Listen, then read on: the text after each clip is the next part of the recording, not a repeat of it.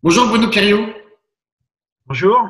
merci d'avoir accepté notre invitation. Tu viens d'être élu maire de Corbeil-Essonnes, ville de l'Essonne qui compte un peu plus de 50 000 habitants. Une ville qui est tragiquement connue pour son vaste système de corruption contre lequel tu t'es battu pendant tant d'années. Une ville qui a été gérée pendant près de 25 ans par Serge Dassault, puis son successeur Jean-Pierre Bechter. Alors, avant l'ère Dassault, la ville n'avait été gérée que par des communistes. D'ailleurs, tu avais été l'un des directeurs de cabinet du maire de Corbeil-Essonnes en 86, à partir de 86. Mais de 1959 à 1998, c'est les communistes qui avaient dirigé la ville.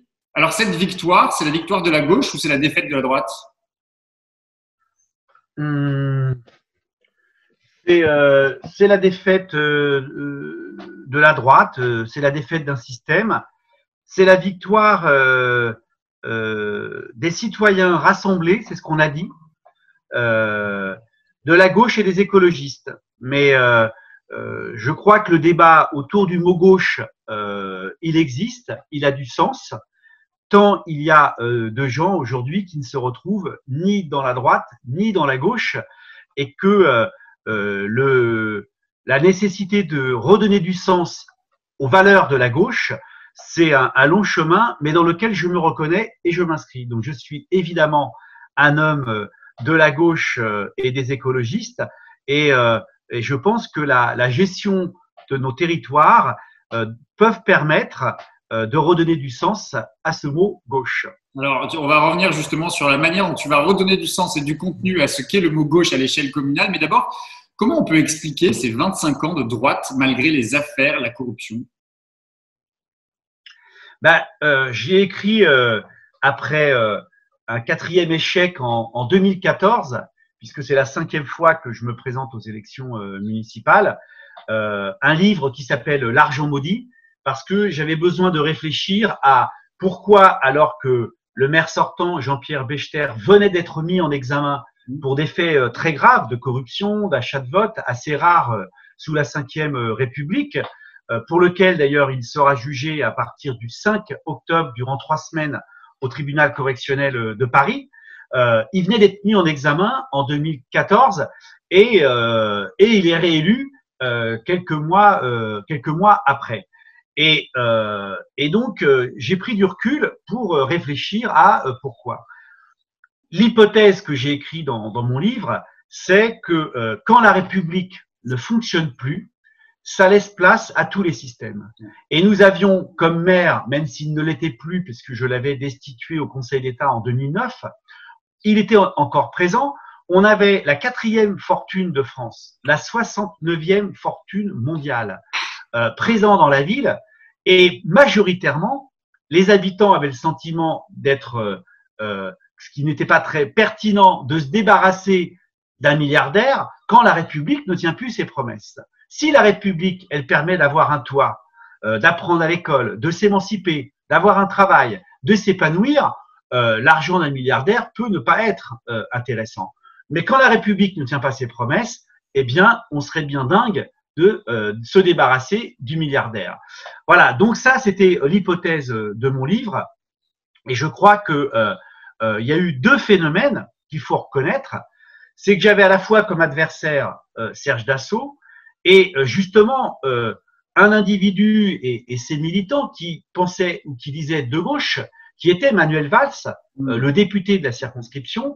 Et j'avais 2 fronts à combattre, et c'était donc bien compliqué de construire une majorité quand l'un de mes partenaires était Manuel Valls. Et il a fallu que je perde mon mandat de conseiller général en 2015 en refusant de m'allier avec le changement du mode d'élection des conseillers départementaux, de m'allier avec le Parti socialiste de Manuel Valls, non pas par esprit de chapelle, mais parce que j'avais commencé en 2014 à construire une nouvelle dynamique citoyenne avec une association qui s'appelle le Printemps de Corbeil-Essonnes, où j'ai considéré qu'il ne devait pas y avoir d'intermédiaire entre les élus que nous étions ou les prétendants et les citoyens, et qui a complètement à repenser ce que doivent être les partis politiques. Et donc le double mouvement d'une construction citoyenne en disant aux gens, non pas votez pour nous, on fera quelque chose,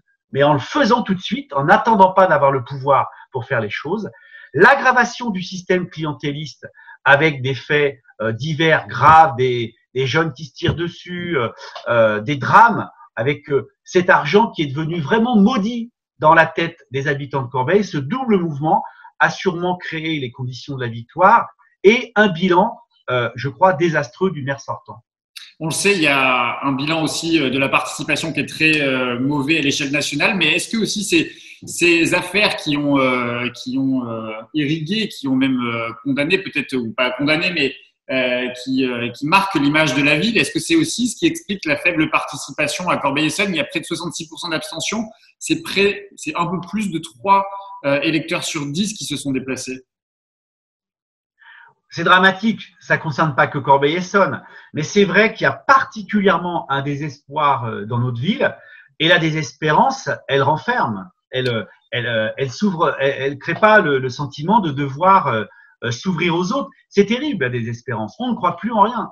Et donc, on a un sujet, et on ne va pas le régler à Corbeil-Essonnes ni en 6 mois, et en France ni en 6 mois non plus, c'est comment on va repermettre aux habitants de reprendre confiance qu'en se mêlant de la chose publique, on fait bouger les choses. C'est là où je crois notre victoire à Corbeil-Essonnes crée de l'espoir au-delà de Corbeil. C'est que même quand c'est difficile et qu'on combat un système qui reste ancré à Corbeil, je découvre des choses compliquées, il y a de la violence, il y a de la pression, on n'est pas sorti de l'auberge. Je crois que le combat commence maintenant, mais mon sujet politique à Corbeil-Essonnes, qui n'intéresse pas que Corbeil-Essonnes, c'est la question de la démocratie. Et si la gauche, elle veut repenser, redevenir une perspective, en fait, c'est pas la gauche qui doit redevenir une perspective, ce sont les citoyens. Et j'ai longtemps été membre du Parti communiste, je ne le suis plus. J'ai longtemps espéré que l'utilité ultime peut-être du Parti communiste devait être de se mettre au service de la reprise en main par les citoyens eux-mêmes du sujet politique. Et en tout cas, je crois que c'est le chantier de la gauche et des écologistes. Corbeil-Essonnes était à peu près une demi-heure de Paris. C'est quoi les enjeux d'une ville comme Corbeil-Essonnes? C'est quoi la priorité pour toi pour justement que le changement soit vraiment acté dans une ville qui a été détenue par la droite pendant 25 ans?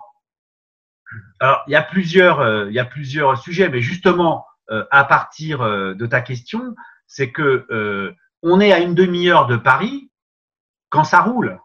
Ouais. Quand on prend le train, jamais. Et donc, il y a un grand sujet, c'est l'injustice du RERD. C'est pas possible que les humains se lèvent à l'aube pour aller traverser la région parisienne pour un salaire modique. Là, ça, c'est pas possible. Donc, il va falloir faire de la bataille du RERD un grand chantier. Il y a des amis élus dans toute l'Île-de-France pour mener cette bataille, mais il va aussi falloir faire en sorte que quand on vit à 40 km de Paris, on puisse aussi travailler à Corbeil-Essonnes. Et donc, on a eu ces derniers temps un déséquilibre qui s'est creusé puisqu'on a pris 10 000 habitants à Corbeil-Essonnes pour simplement 300 emplois.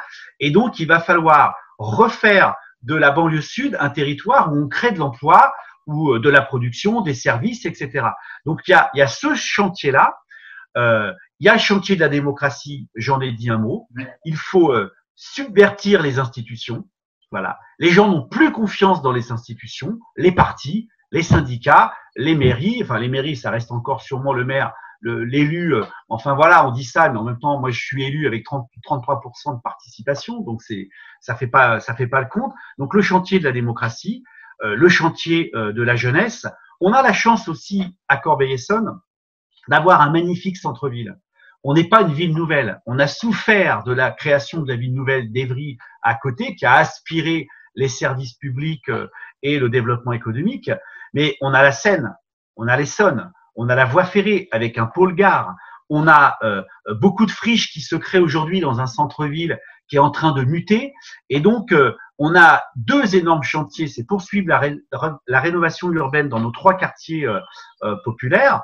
Et puis, ce centre-ville qui est aussi très populaire a complètement réimaginé pour créer de l'attractivité en ce qu'on appelle la banlieue. Un sujet quand même, et j'interpelle, je serai maire samedi matin, mais j'interpelle la maire de Paris, quoi. je pense que elle est réélue et je la félicite, mais elle fait tout pour que sa ville de Paris réussisse une transition écologique et elle a vraiment raison.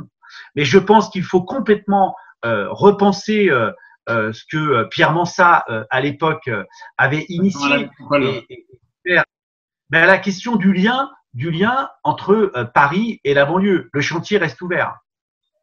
Tu l'as dit tout à l'heure, tu as quitté le Parti communiste français en 2013. Les communistes ont perdu un certain nombre de villes, notamment pendant ces élections. Saint-Denis, Aubervilliers, qui sont quand même deux identités, ou en tout cas deux villes symboliques pour les communistes. C'est la fin de la ceinture rouge. Le communisme municipal n'a plus de sens, n'existe plus pour toi? J'ai abordé ce sujet dans ce livre, L'argent maudit, parce que je pense que Serge Dassault gagne à Corbeil-Essonnes en 1995, déjà avec son image d'homme fortuné et son argent. Enfin, depuis, beaucoup de villes à direction communiste ont basculé et elles n'ont pas été toutes aux prises avec un milliardaire. Voilà. Donc, il y a des raisons propres à la gestion communiste qui expliquent la perte. Heureusement, parce que je reste fidèle aux idées communistes, à l'intérêt général, au commun. Mais enfin, il faut s'interroger sérieusement, qu'est-ce qui fait qu'on perd Aubervilliers, Saint-Denis et moi, je donne pas de leçons parce que je suis triste d'ailleurs pour mes amis maires de ces communes. Heureusement, il y a Bobigny, il y a Noisy-le-Sec, il y a Villejuif, il y a des bonnes nouvelles pour la gauche dans laquelle je m'identifie. Mais bien sûr, ce qu'a été le communisme municipal et qui a marché, qui a créé les grands théâtres de banlieue, des politiques ambitieuses pour l'enfance et la jeunesse, les services publics, etc.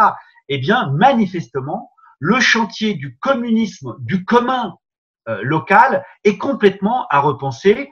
Je m'inscris d'ailleurs dans cette perspective. Je souhaite qu'on essaye d'inventer, mais ça se fera avec les habitants. Sincèrement, Jean-Pierre Vernant disait qu'il n'y a pas de définition de l'intérêt général sans démocratie. Pour faire de l'intérêt général, il y a besoin de la démocratie. Il faut complètement repenser, relire comment Marx parlait du lien entre l'individu et le collectif. Il faut soigner les individus pour fabriquer du collectif et de l'en commun. Même question sur l'écologie. Tu es à la tête d'une coalition de gauche citoyenne et écologiste. Ça veut dire quoi être écologiste à l'échelle d'une commune? Être écologiste, c'est réfléchir à nos émissions carbone dans la façon de gérer la ville. C'est tirer les enseignements de la crise du Covid avec ce besoin de proximité. Je donne un exemple. Par exemple, nous, le maire sortant a privatisé avec la Sodexo notre cuisine centrale. On nourrit des milliers d'élèves à Corbeil-Essonnes avec des camions qui font 100 km, 200 km tous les jours pour aller chercher de la nourriture fabriquer je ne sais où, l'amener à Corbeil, repartir ça tous les jours. Eh bien, être écologique, c'est de dire on va reconstruire une cuisine centrale à Corbeil-Essonnes, aller chercher les nourritures à proximité, donc avec des circuits courts. J'invente rien en disant cela, mais enfin, c'est un sacré choix politique d'investir pour reconstruire une cuisine centrale, faire en sorte que les enfants mangent de la qualité à proximité, qu'on limite les transports. Mais je crois que sûrement aussi être écologique, avant, il y a 30 ans, on disait vivre et travailler au pays. Moi, je suis pour que les Corbeil-Essonnois qui veulent aller travailler ailleurs puissent le faire. Mais sincèrement, quelle galère que de passer 2 à 3 heures par jour dans les transports, que ce soit en voiture ou en transport en commun. Quel luxe de dire en 10 minutes, je suis au travail. Je donne un autre exemple. On a un hôpital avec le sud francilien et nous avons dû héberger, avec la crise du Covid, des personnels soignants qui venaient d'ailleurs, héberger chez l'habitant pour qu'ils puissent travailler à l'hôpital. Eh bien, sur des terrains de l'ancien hôpital qui appartiennent toujours à l'Agence régionale de santé, je suis pour qu'on construise des logements pour les personnels soignants parce qu'on peut habiter Corbeil-Essonnes et aller travailler en vélo, en 10 minutes à l'hôpital sud-francilien. Voilà.